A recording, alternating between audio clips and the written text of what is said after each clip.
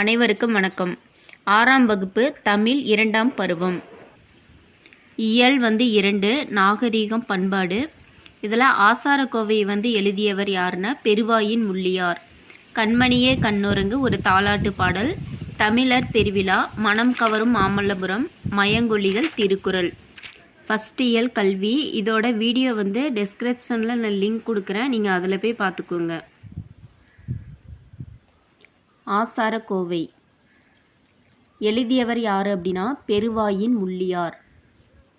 இது எப்படி ஞாபகம் வச்சுக்கலாம் அப்படின்னா, ஆசாரக்கோவை எப்படி நம்ம உச்சரிப்போம், ஆசாரக்கோவை நல்லா வாயை ஓப்பன் பண்ணி தான் நம்ம உச்சரிப்போம். அதை எப்படி வாயை ஓப்பன் பண்ண, பெருசாக வாயை ஓப்பன் பண்ணுறோம், பெருவாயின் முள்ளியார். இந்த மாதிரி ஞாபகம் வச்சுக்கோங்க. நல் ஒழுக்கமே நல்ல மனிதர்களை உருவாக்கும். இந்த லைன்ஸ்லாம் படிச்சுக்கோங்க. நன்றி அறிதல் பொறையுடைமை இன்சொல்லோடு, இன்னாத எவ்வொருக்கும் செய்யாம கல்வியோடு, ஒப்புரவு ஆற்ற அறிதல் அறிவுடைமை, நல்லினத்தாரோடு நட்டல், இவை 8ம் சொல்லிய ஆசார வித்து. பெருவாயின் முள்ளியார். இதோட மீனிங் கீழே பாருங்க கொடுத்துருக்காங்க. பிறர் செய்த உதவியை மறவாதிருதல், பிறர் செய்த தீமைகளை பொறுத்து கொள்ளுதல், இனிய சொற்களை பேசுதல், எந்த உயிருக்கும் துன்பம் செய்யாமல் இருக்கணும், கல்வி நம்ம கல்வி அறிவு பெறணும், பிறருக்கு உதவி செய்யணும், நல்ல அறிவாளியாக இருக்கணும், நட்பண்புகள் இருக்கிறவங்களோட நம்ம நட்பு கொள்ளணும். இந்த 8 தான் நல்ல ஒழுக்கத்தோட விதைகள் அப்படின்னு சொல்லியிருக்காங்க. நன்றி அறிதல், இதோட மீனிங் பார்த்தோன்னா பிறர் செய்த உதவியை மறவாமை. ஒப்புரவு அப்படின்னா பிறருக்கு உதவி செய்தல். நட்டல் அப்படின்னா நட்பு கொள்ளுதல். பெருவாயின் முள்ளியார். இவர் ஊர் பார்த்தோன்னா கயத்தூர்.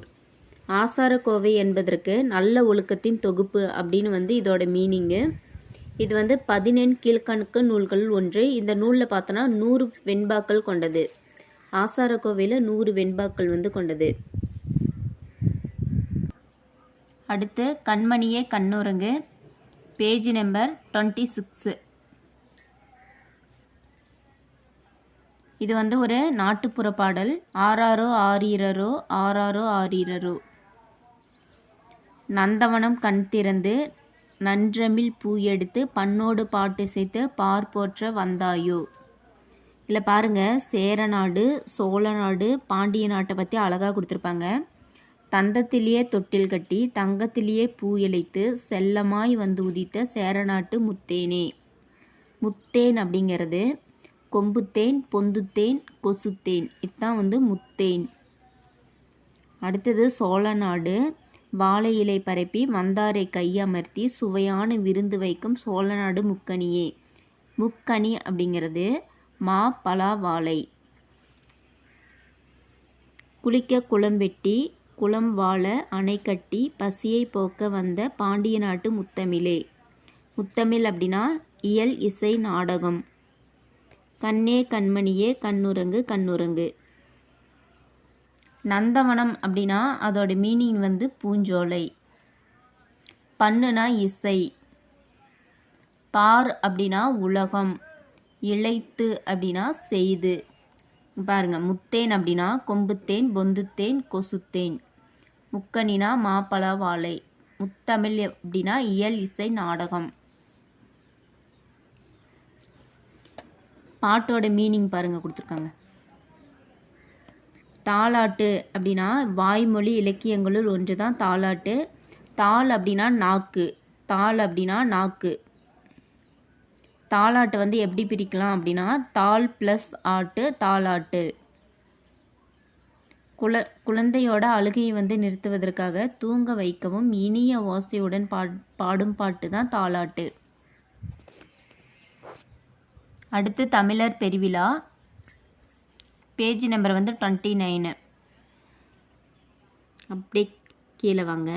பொங்கல் விழா, இது தமிழர் திருநாள் அப்படின்னு கொண்டாடுறாங்க. ஆடி திங்களில் விதை விதைச்சி தை திங்களில் பார்த்தோன்னா அறுவடை செய்வாங்க. தை திங்களோட முதல் நாள் பார்த்தோம் அப்படின்னா பொங்கலிட்டு வழிபடுவாங்க. இந்த திருநாளை என்ன சொல்கிறாங்க அப்படின்னா அறுவடை திருவிழா அப்படின்னு வந்து அழைக்கிறாங்க. மாட்டுப்பொங்கலை வந்து என்ன சொல்கிறாங்கன்னா உழவர் திருநாள் அப்படின்னு வந்து சொல்கிறாங்க. இது வந்து வட்டாரத்திற்கு வட்டாரம் மாறுபடுது அப்படிங்கிறாங்க. 2 to 4 நாட்கள் வந்து இந்த பண்டிகையை வந்து கொண்டாடுறாங்க. அடுத்து போகி பண்டிகை. பழையன கழிதலும் புதியன புகுதலும் அப்படிங்கிறது வந்து ஆன்றோர் மொழி. வீட்டில் இருக்கிற பழைய பொருட்கள்லாம் நீக்கிட்டு வீட்டை சுத்தம் செய்கிறது தான் வந்து போகி திருநாள். இது வந்து மார்கழி மாதத்தோட இறுதி நாள் வந்து கொண்டாடுவாங்க. இதை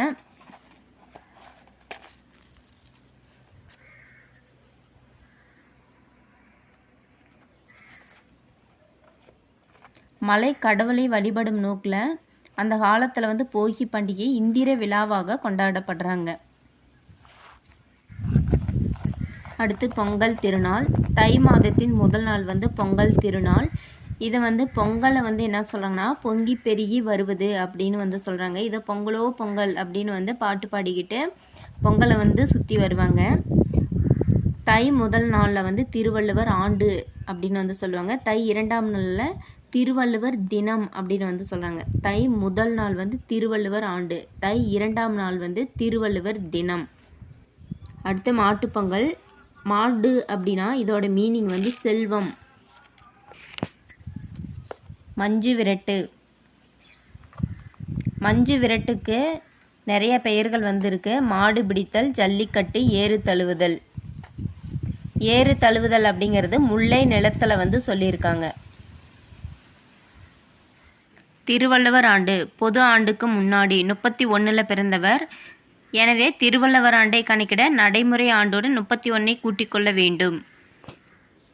இப்போ 2023 + 31 கூட்டினீங்க அப்படின்னா அதுதான் திருவள்ளுவர் ஆண்டு. அடுத்த அறுவடை திருநாள். ஆந்திரா, கர்நாடகா, மகாராஷ்டிரா, உத்தரப்பிரதேசம் இந்த 4 மாநிலங்களும் என்ன சொல்கிறாங்கன்னா மகா சங்கராந்தி அப்படிங்கிறாங்க. பஞ்சாப்பை வந்து லோரி அப்படிங்கிறாங்க. குஜராத், ராஜஸ்தானில் வந்து உத்தராயன் அப்படின்னு வந்து கொண்டாடப்படுறாங்க. இதை நல்லா படிச்சுக்கோங்க. இதிலிருந்து அடிக்கடி எக்ஸாமில் வந்து கொஸ்டின் கேட்டுக்கிட்டு இருக்காங்க. அடுத்து மனம் கவரும் மாமல்லபுரம். பேஜ் நம்பர் வந்து 33.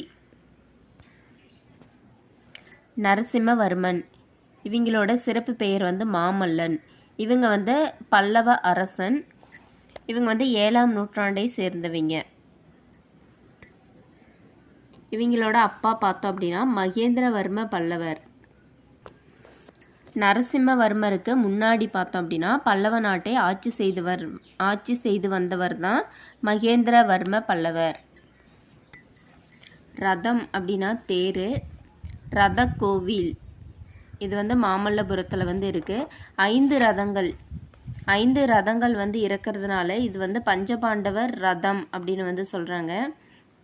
பார்த்தோம் அப்படின்னா மாமல்லபுரத்தில் காண வேண்டிய இடங்கள் வந்து என்னென்ன அப்படின்னு பார்த்தோம் அப்படின்னா அர்ஜுனன் தபசு, கடற்கரை கோவில், பஞ்சபாண்டவர் ரதம், ஒற்றைக்கல் யானை, குகை கோவில், புலிக்குகை, திருக்கடல் மல்லை, கிருஷ்ணரோட வெண்ணெய் பந்து, கலங்கரை விளக்கம். இவங்க இந்த கோவிலை வந்து எப்படி கட்டுறாங்க அப்படின்னா ஒரு கடற்கரையில் இருக்கிற ஒரு கல்லுக்கு கீழே வந்து படுத்து தூங்கிட்டு இருக்காங்க. அப்போது நரசிம்மா பார்த்தோம் அப்படின்னா அவங்களோட அப்பா மகேந்திரவர்ம பல்லவர்கிட்ட வந்து கேட்குறாங்க. இந்த பாறையோட நிழல் வந்து யானை போல் தரையில் விழுகிறது அப்படின்னு வந்து சொல்கிறாங்க.